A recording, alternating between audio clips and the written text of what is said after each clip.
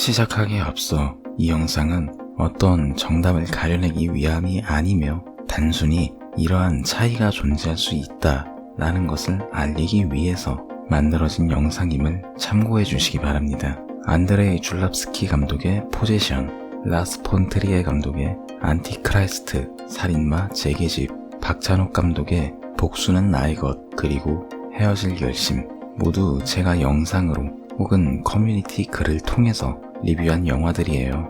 그런데 이 영화들은 한 가지 공통점을 가지고 있습니다. 그건 바로 호불호가 엄청나게 갈린다는 점이겠네요. 헤어질 결심은 평가가 그래도 좋은 편 아닌가요? 라고 하실 분들이 있을지 모르겠네요. 헤어질 결심의 경우 불륜이라는 소재 때문인지 이 영화에 불호를 표하는 사람은 적지 않은 편입니다. 오죽하면 이 영화는 불륜을 미화한다, 그냥 소재일 뿐이다 라는 주제로 감론을박하는 뉴스 기사도 있었죠. 일단 이건 오늘 영상에서 말하고자 하는 핵심은 아니니까 잠시 뒤로 미뤄두도록 하겠습니다. 사실 오늘 말하고자 하는 부분은 제가 라이브에서도 한번 말한 것이긴 하지만 오늘 영상으로 조금 더 자세하게 풀어서 말하고자 합니다. 보통 일반적인 관객들이 영화를 고르는 기준은 이 영화가 재미가 있는가? 라는 질문이지 않을까 싶네요. 이 재미의 기준이 사람마다 상당히 주관적이기 때문에 사람들이 보통 이런 영화를 좋아한다 라고 꼬집어 말하기는 어렵습니다. 다만 한국 관객들이 크게 불호를 나타내지 않는 영화들의 경우 어렵지 않은 스토리와 뚜렷한 캐릭터 그리고 감정을 움직이는 연출 등의 영화들이 대체적으로 좋은 평가를 받지 않았나 싶어요. 어찌 보면 이건 당연한 반응이지 않을까 싶네요. 한국에서 일반적으로 인식되는 영화의 위치는 영상 예술보다는 영상 산업 쪽에 좀 더 치우쳐 있으니까요. 그리고 이런 산업보다는 좀 더 예술 쪽에 치우친 영화들도 존재합니다. 이쪽 계통 영화들은 일반적인 관객들이 선호하는 재미보다는 감독 본인의 세계관 혹은 예술관이 좀 더 진하게 나타나죠. 그리고 이런 성향을 우리는 보통 작가주의라고 부릅니다. 문제는 여기서 발생해요. 일종의 비유로 일반인 A씨가 있다고 가정을 해볼게요. 그는 마블 시리즈와 극한직업, 7번 방의 선물 등의 영화를 좋아하는 사람입니다. 만약 이 사람에게 작가주의 감독들의 영화, 예를 들면 안드레이 타르콥스키 감독의 희생 같은 영화를 보여준다면 이 사람은 이 영화를 재밌게 볼 수 있을까요? 켄 러셀 감독의 악령들에 대해선 뭐라고 이야기할까요? 알레한드로 호도로프스키 감독의 판도아리스는 어떨까요? 장담컨대 재미가 없다 혹은 무슨 내용인지 이야기가 어렵다 일 겁니다. 어떻게 보면 그게 맞는 말이긴 합니다. 우리가 흔히 예술영화라고 부르는 영화들은 딱히 대중 친화적이진 않아요. 감독이 뭔가 있어 보이기 위해서 어렵게 연출한다가 아니라 자신만의 스타일로 연출하기 위해서 선택한 방법이 대중들의 입맛에는 전혀 맞지 않는 방식으로 표현될 뿐이죠. 제가 영화 관련으로 늘 하는 말이 하나 있습니다. 예술이 대중을 이해시킬 의무는 없지만 대중도 예술을 이해할 의무는 없다.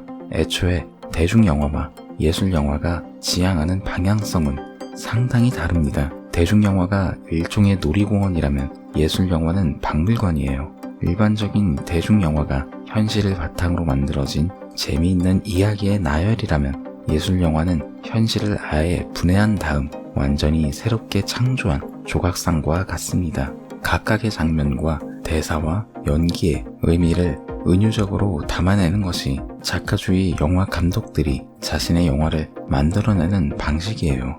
그렇다 보니 그저 아무런 생각 없이 스토리를 즐기면서 보는 건 예술영화를 이해하기엔 조금 무리가 있는 행동입니다.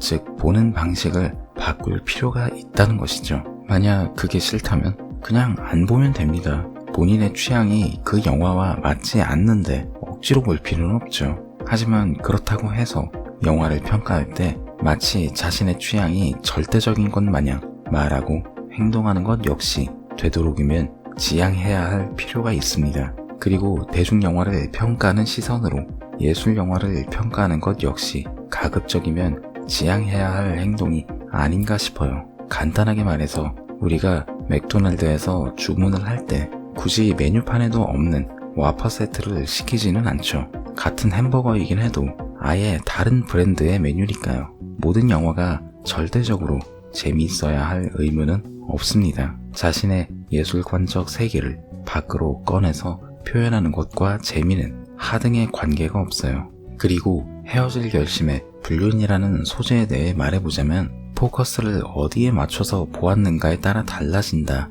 라는 게 제 생각이에요.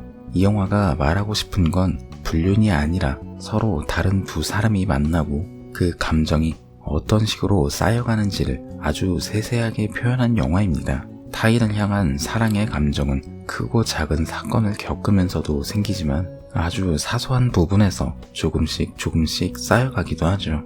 이 영화의 중요한 테마 중 하나가 안개인 것을 생각해보면 두 사람의 감정적 교류를 안개처럼 흐릿하고 뿌옇게 하지만 그 자리에 확실하게 존재하는 것으로 묘사하고 있어요. 주인공 혜준이 설애에게 동질감을 느낀다는 걸 암시하는 장면은 혜준이 설애를 취조하는 장면에서 여러 번 나타납니다. 물론 이게 한눈에 알아볼 수 있게 나오는 건 아니에요. 혜준이 수사를 위해 설애의 집 근처에서 잠복을 하는 것이 설애의 입장에선 자신을 지켜주는 것으로 느껴질 수 있고요. 단순히 눈에 보이는 표면만 가지고 불륜이다, 아니다 라고 한마디로 단정지어서 말할 수 있는 영화는 아니라고 생각합니다. 입에 부리가 달려있고 알을 낳는다고 해서 오리너구리를 조류라고 하지는 않는 것처럼요. 부디 여러분이 특정 영화들에 대한 오해, 재미가 없다, 이해할 수 없다가 마침내 사라지길 바라며 오늘의 가이드 마치겠습니다. 이상 가이드 B였습니다. 감사합니다.